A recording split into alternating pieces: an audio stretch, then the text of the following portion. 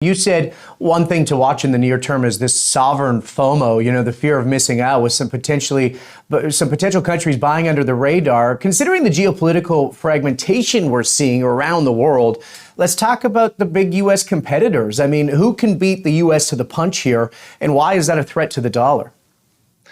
Yeah. So, I mean, we talked about already with China potentially angling to have some sort of a gold-backed currency. And if they did that, there would be a lot of confidence in that currency, and that would pull away from the dollar.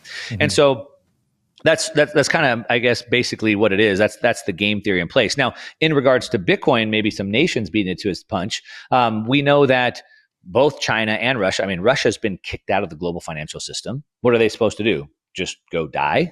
No, they'll figure out another system, obviously. And so there's a lot of stuff coming out of Russia. I don't know how much we can believe, but where Bitcoin has been legalized, and maybe they're already starting to acquire Bitcoin. They're starting to use Bitcoin.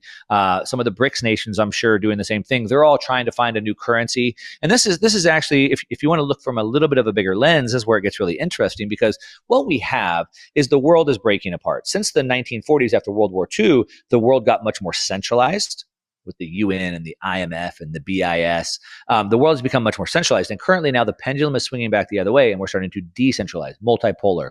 And so now Russia's over here and China's over here and the BRICS are over here, the US is over here. And what's happening right now is they're all trying to figure out, how are we going to do global trade in this era where we don't have a global currency like the US dollar? Each country is now trying to manipulate their own currency. The BRICS are trying to say they're going to start their own currency, which I think is a nothing. It's probably never going to happen. None of those nations will ever trust each other.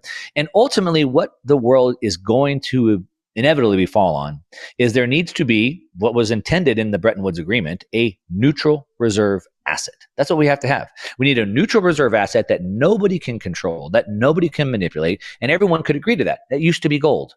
Gold doesn't work in the information age. So we need a neutral reserve asset that works, that's compatible with the information age that we're in. And the only option for that, the only option is Bitcoin. And I believe that's where we'll eventually settle.